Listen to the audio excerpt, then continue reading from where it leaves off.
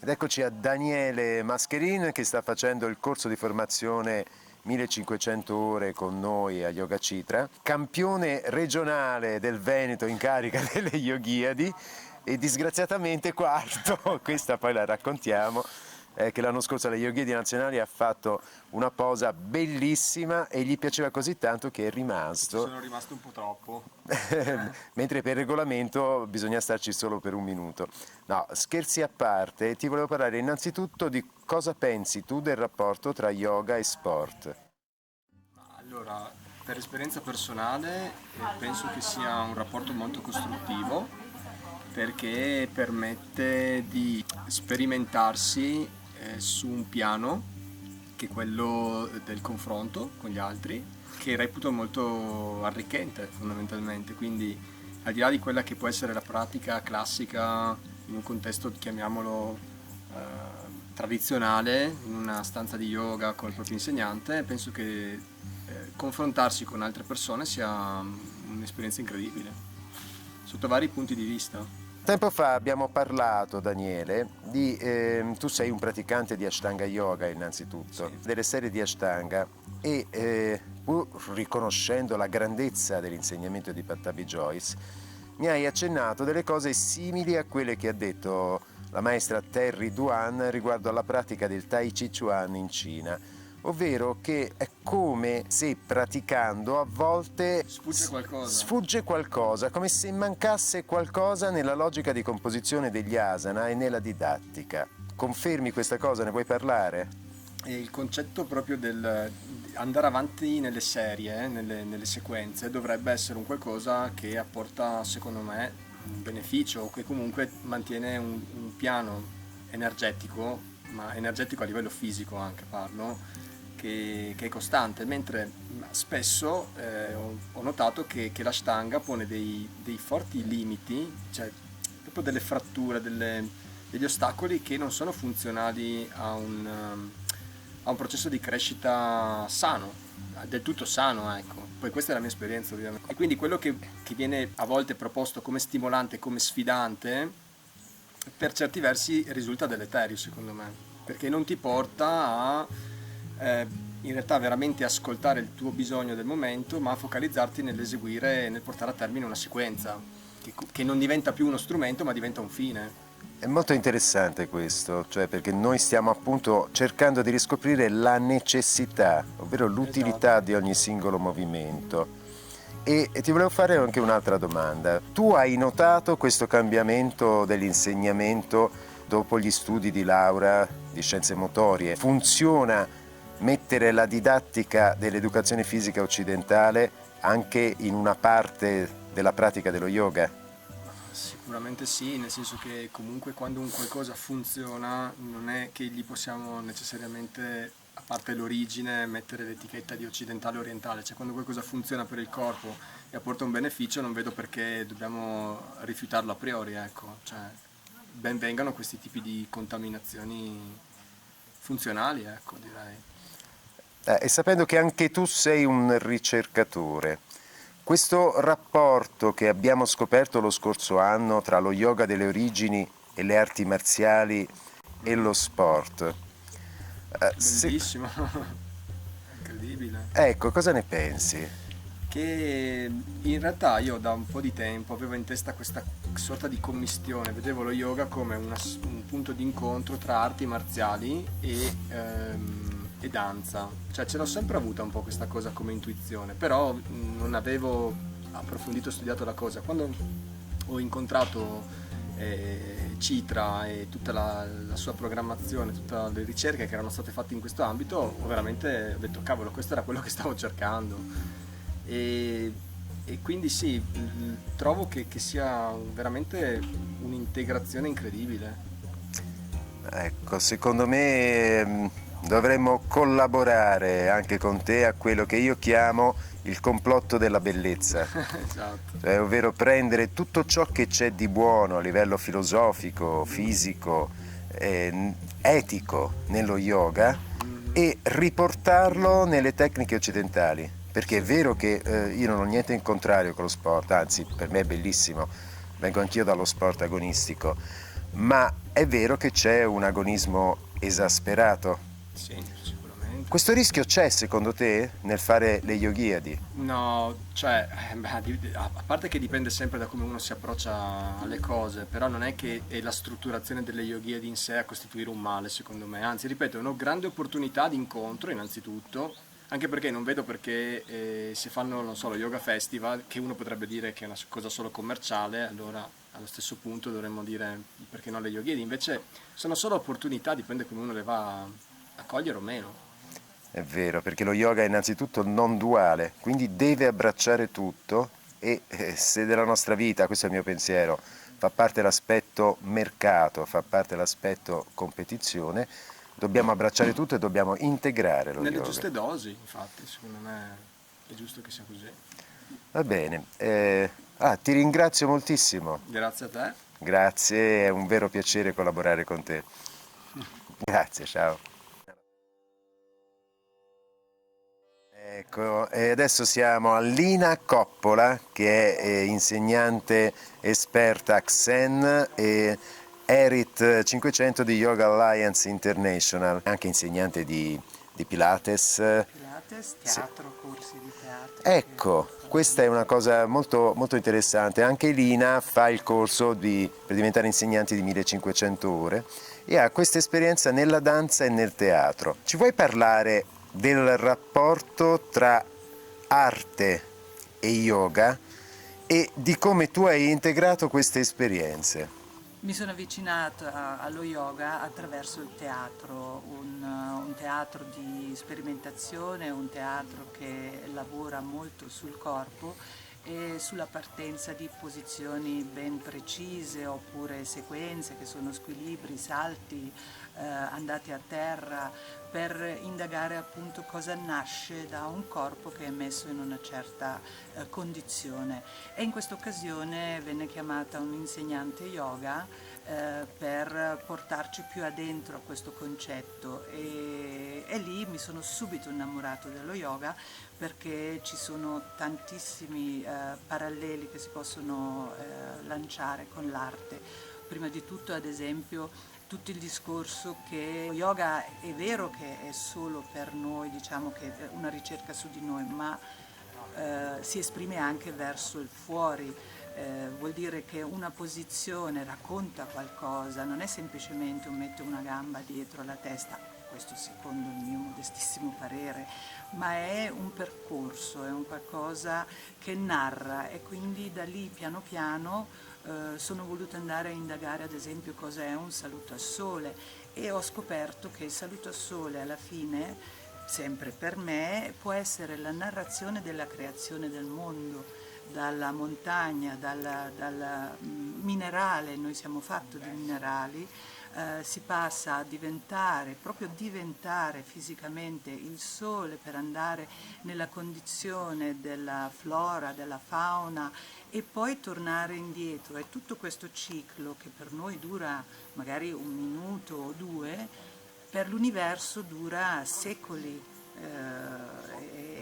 oppure è infinito. E sperimentando questo nelle classi, negli anni, ho visto che cambiava completamente la qualità della pratica, che diventava più tonda ed era piacevole da fuori da guardare. Tutto ad un tratto le persone non erano più preoccupate a come prendo la posizione del cane a faccia in giù, del cane a faccia in su, ma si godevano e si ampliavano anche. E da lì sono tornata, ho fatto diciamo un cerchio a quello che poi è il yoga teatro, uno yoga che racconta, narra, parla a chi guarda e questa è un po' la mia personalissima idea sia di teatro, per me un attore è un officinante è una persona che è dentro a una sorta di ritualità, senza voler andare in nessun discorso religioso.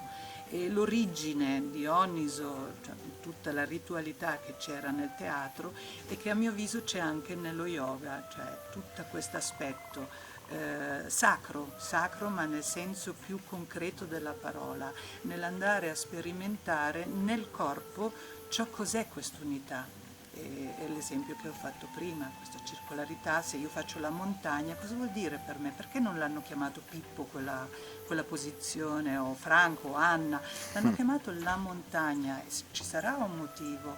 È quello che ho potuto con le conoscenze del teatro, poi portandole nello yoga e dallo yoga di nuovo nel teatro, questo è quello che è la magnificenza che ho potuto scoprire io nella mia piccola ricerca. E quindi... Noi siamo montagna, noi siamo albero, noi siamo, ma perché ce l'abbiamo dentro e ritorniamo all'embrio. Se noi andiamo a vedere un embrione, lui passa tutte queste fasi di vita, quasi tutte. Ah, interessantissimo. Credo che si chiami filogenetica o ontogenetica, una cosa del genere. Può essere. No, e quindi sei, già visto che sei qui, tu non hai bisogno di altra formazione, sei qualificatissima, però fai il nostro corso di formazione 1500, vuol dire che approvi e trai vantaggio dal lavoro che stiamo facendo noi di commistione tra danza indiana, arti marziali indiana, yoga e tecniche occidentali. Assolutamente sì, perché come dicevo prima, per me una posizione, sì, è fattibile prendere semplicemente andare e chiudere una posizione, ma è stranamente poco bella da andare a vedere, quindi quello che io ho trovato con... Ah, scusami, aspetta, cioè stranamente poco bella, Sì, ribadisci un attimo questo discorso. questo è, ripeto, una mia opinione su, vedo spessissimo foto di posizioni, per me è quasi impossibile, dico ancora oggi, dopo anni e anni e anni, ma che non recano al mio occhio bellezza. C'è qualcosa che non mi tornava, e così anche con tante altre sequenze. Qui invece trovo questa meraviglia della bellezza, è bellezza che scorre, e quindi è quello che è il mio interesse maggiore, unire una conoscenza profondissima del corpo, perché qui si parte dall'anatomia, quindi non è nulla che è da qualche parte campato per aria, è molto molto molto concreto, cioè sapere come è fatto un corpo, che è una magnificenza e non si finisce mai di studiare. Più mi guardo uno scheletro, più vado a vedere testi di anatomia e più scopro. E a mio avviso per uno yogin la ricerca non termina mai e non si può limitare alla ricerca di una posizione, a mio parere.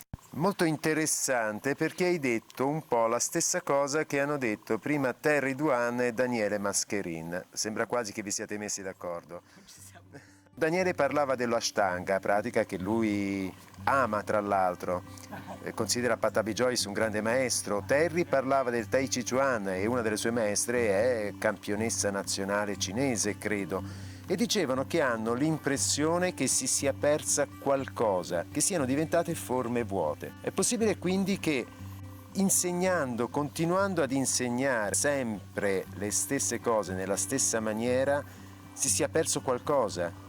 È possibile che una tecnica tradizionale perda questa vitalità? A mio avviso sicuramente, e mi prendo tutta la responsabilità del sicuramente, già solo il fatto che 3 persone in questa occasione abbiano detto più o meno la stessa cosa senza assolutamente mettersi d'accordo è una riprova che ciò che portate è assolutamente in questa linea che vada. Posso fare un esempio del teatro ancora? Se io insegno meramente dizione, senza nulla togliere alla dizione, l'edizione è essenziale per la giusta comprensione, per poterci donare ad un ruolo, ma se poi io alla fine non faccio altro che portare avanti dizione, dizione, dizione, dizione, quando andrò a vedere uno spettacolo io dirò bello, il risuonatore di pancia, il risuonatore di testa, di gola, però, è quel però lì, è quel però lì che a mio avviso io arrivo dalla Iyengar, quindi senza nulla togliere, ecco, non vorrei che si facesse un distinguo, quello sì, No, quell'altro nessuno no. mette in discussione la Esatto. grandezza di Iyengar, di Esatto, Pattabhi Jois o ma di è ancora una Krishnamacharya. volta, se ci specializziamo su un solo versante, si rischia che diventa meccanicistico un pochino, tra virgolette. Quindi io vado a teatro, vado a vedere uno spettacolo, torno e dico, bello, una bellissima dizione, però, e manca quel famoso però.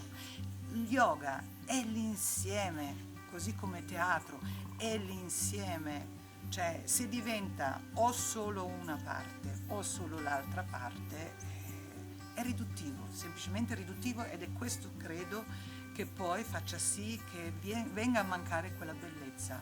Ma tu pensa che Shiva è il Nartaka, colui che fa teatro. Shiva è il Colui che fa Nataraja, teatro, colui che ha sì, insegnato lo yoga agli esseri umani secondo la tradizione indiana, è il re dei danzatori, ma nata non vuol dire danza, vuol dire teatro sì, danza. teatro danza in effetti. E facevano competizioni di teatro danza al tempio di Chidambaran almeno dal IV secolo d.C. Anche perché lì nello yoga è il mio corpo che parla, è il mio corpo che narra. E cosa narra se per millenni c'è lo yoga? Qualcosa che va oltre il semplice Shirshasana, semplice, perdonatemi sempre che non è semplice ovviamente prendere una posizione come Shirshasana, ma è tutto lì. È possibile che da millenni si limiti a fare la posizione? Io, ripeto, ho trovato qui quello che va alle origini, cioè va alla ricerca dell'uomo da sempre, da sempre. Nell'insieme corpo, parola e mente. Assolutamente sì. Un'altra cosa, anche tu hai voluto partecipare alle Yoghiadi online che faremmo. Sì. e che, Sì, e che ne pensi di questa esperienza?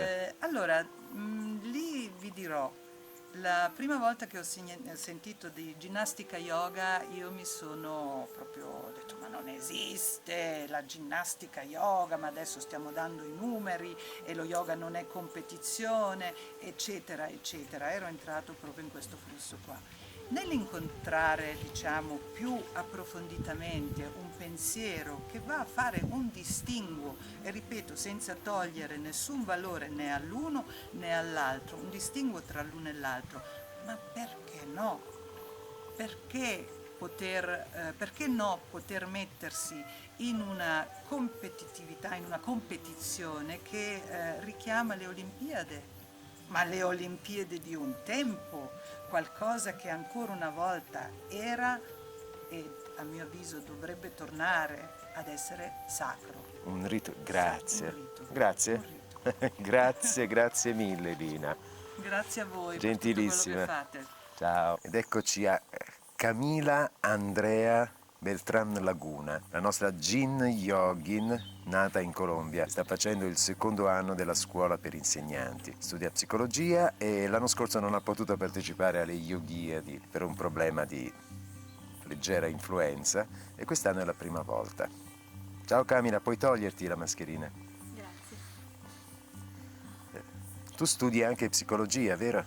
Dici una cosa, come te la senti questa partecipazione alle Yoghiadi? Nel senso, qui abbiamo parlato molto del rapporto tra yoga e competitività. Cosa ti muove e come vedi il rapporto tra yoga e sport? Il rapporto tra yoga e sport mi fa venire subito in mente, appunto, come dicevi nell'introduzione alla domanda, è competizione, collegato alle Yoghiadi. E vorrei dire che la competizione l'ho sempre vissuta in modo un po' negativo, come se fosse sempre una cosa sbagliata. Aggiungendo questa nuova prospettiva che si è introdotto con Cidra, con l'Oxene, quindi con le Yoghiadi, questa competitività è più con me stessa, per vedere a che punto sono con le mie abilità, con le mie pratiche, con i miei studi, la mia ricerca, e inoltre la possibilità di vedere altri partecipanti, permettere di vedere anche qual è il mio limite, ma limite che c'è comunque una possibilità di miglioramento, quindi anche l'osservazione dell'altro, che poi diventa anche un'osservazione su me stessa. Ecco, questa è interessante, studentessa di psicologia che è così attenta e così brava, te lo dico perché sono il tuo insegnante, dal punto di vista delle tecniche corporee. Stai cercando l'integrazione tra quello che si può chiamare corpo, parola e mente. Parlami un po' del tuo doppio aspetto di psicologa in nuce. Quando ti laurei, a proposito? Spero a marzo. A marzo. Quindi di quasi psicologa e di quasi insegnante di yoga. E secondo me nella psicologia manca un po' un'integrazione di un lavoro sul corpo che permette cioè anche non per forza magari uno studio pratico inizialmente come integrazione, ma già solo introdurre per esempio uno studio di anatomia all'interno di un corso di psicologia, secondo me porterebbe una grande interazione alla disciplina, perché già da lì si comincia a conoscere il corpo, no? Dallo studio del corpo, quindi l'anatomia, che comunque non è che manca completamente. Per esempio mi vengono in mente gli studi in neuroscienze che tratta magari l'aspetto biologico, fisiologico, però ecco, magari visto che è una cosa che stiamo facendo con il percorso Citra Yoga per formazione insegnanti, lo studio dell'anatomia, anche qui come di altre cose, per integrare alla pratica le tecniche operative che impariamo e ci insegnano. Tecniche operative è un bel termine. Per cosa? Operative per cosa? A cosa deve servire lo yoga? Secondo te c'è un fine simile a quello della psicologia? Penso che se c'è un fine in comune è il benessere personale, che appunto integra queste tre cose di cui stiamo parlando: corpo, mente e parola. E quindi tu sei d'accordo sul fatto che il corpo, il gesto, la bellezza del movimento, diceva una tua collega Alina, è una rappresentazione di un qualcosa che possiamo definire interiorità, qualcuno la chiama anima.